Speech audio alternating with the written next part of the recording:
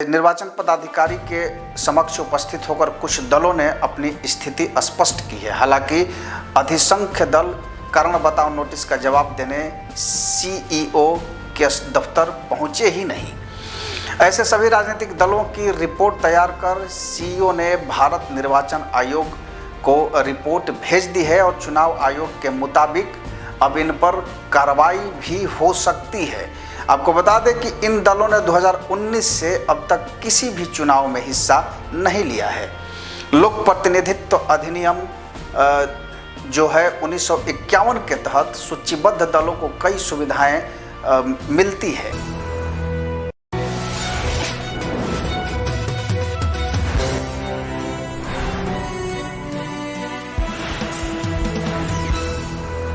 छह साल एक भी चुनाव नहीं लड़ा, बिहार के 15 राजनीतिक दलों पर अब चुनाव आयोग लेगा एक्शन। नमस्कार, आप देख रहे हैं द बिग न्यूज़ 9 और मैं हूं दीपक विशाल।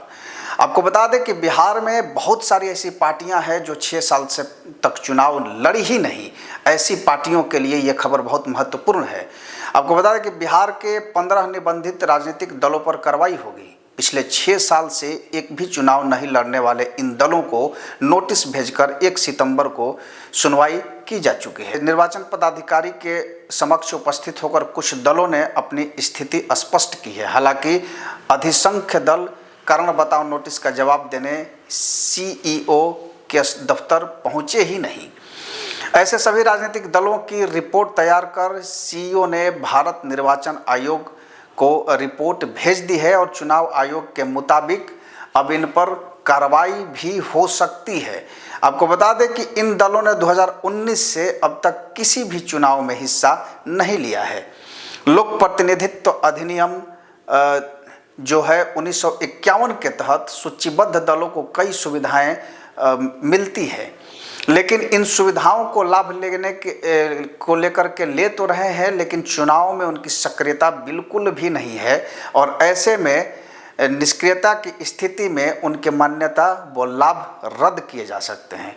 इसी कड़ी में आयोग द्वारा जारी नोटिस के बाद 15 दलों, जिनमें भारतीय अवाम एक्टिविस्ट पार्टी, भारतीय जागरण पार्टी, भारतीय युवा जनशक्ति पार्टी, एकता विकास महासभा पार्टी, गरीब जनता दल सेक्युलर, जय जनता पार्टी, जनता दल हिंदुस्तानी, लोकतांत्रिक जनता पार्टी सेक्युलर, मिथिलांचल विकास मोर्चा और ऐसी बहुत सारी पार्टियां हैं जिसमें राष्ट्रवादी युवा पार्टी, राष्ट्रीय सद्भावना पार्टी, राष्ट्रीय सदाबहार पार्टी, वसुधैव कुटुंबकम पार्टी, उसमें आगे अगर हम बात करें तो उसमें वसुंधरा जन विकास दल और यंग इंडिया पार्टी पर रिपोर्ट भेजी गई है। ये जो पार्टियां हैं ये 2019 के बाद से चुनावी रूप से किसी भी स्थिति में सक्रिय नहीं है और ना ही इनकी कोई भागीदारी दिख रही है। आयोग रिपोर्ट पर निर्णय करेगा कि इन दलों को निबंधित गैर मान्यता प्राप्त दलों की सूची में शामिल रखा जाए या उस सूची से बाहर कर दिया जाए।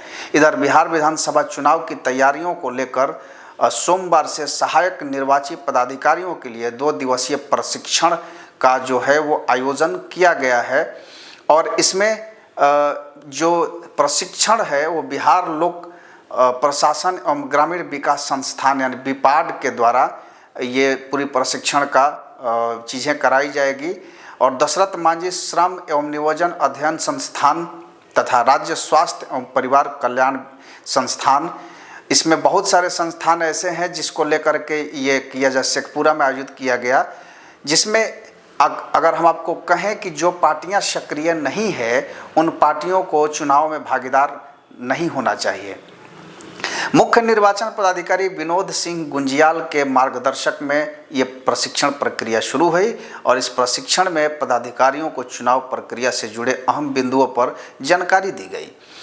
इनमें नामांकन पत्रों की जांच, अभ्यर्थिता वापसी, प्रतीक आवंटन, आदर्श आचार संहिता, ईवीएम वीवीपैट के प्रयोग, निर्वाचन व्यय, मीडिया की भूमिका, पोस्टल बैलेट, मतदान दलों की व्यवस्था और मतगणना जैसे विषय शामिल हैं। तो चुनाव आयोग कमर कस चुकी है बिहार विधानसभा चुनाव को लेकर के और उसकी तैयारियां जो है वो भी शुरू हो चुकी है, प्रशिक्षण भी देना शुरू कर चुकी है। तो ऐसे में अगर हम बात करते हैं कि वैधता मानचित्रण MCMC और स्वीप गतिविधियों पर विस्तृत जानकारी भी दी गई इस प्रशिक्षण शिविर में। अपर मुख्य निर्वाचन पदाधिकारी प्रशांत कुमार CH ने सभी प्रशिक्षण स्थलों का निरीक्षण किया और पदाधिकारियों को चुनाव निष्पक्ष, पारदर्शी और शांतिपूर्ण ढंग से कराने के लिए आवश्यक दिशा निर्देश दिए। प्रशिक्षण में उप मुख्य निर्वाचन पदाधिकारी अशोक प्रियदर्शी, मनोज कुमार सिंह, रत्नांबर निलय, अनिल कुमार राय, देवव्रत मिश्र और अविनाश चंद्र सहित कई अधिकारियों ने इस शिविर में प्रतिभागियों को विस्तृत जानकारी दी। तो चूंकि बिहार में 2025 में चुनाव होने हैं और कभी भी चुनाव की घोषणा हो सकती है, तो ऐसे में चुनाव आयोग भी कमर कस चुका है और जो यहाँ बिहार की जो मुख्य चुनाव आयुक्त है वो भी प्रशिक्षण के लिए तमाम पदाधिकारियों की जो प्रशिक्षण होती है वो शुरू कर दी है। अब देखना ये होगा कि कब चुनाव की घोषणा होती है, क्योंकि बिहार अब तैयार हो चुका है चुनाव के लिए। राजनीतिक मंच हो, सामाजिक मंच हो, हर जगह पर अब चुनाव की चर्चा हो रही है। तो अब आगे चुनाव से जुड़ी तमाम खबरों पर हमारी नज़र बनी रहेगी। अब बने रहिए द बिग न्यूज़ 9 के साथ और दीजिए इजाज़त। नमस्कार।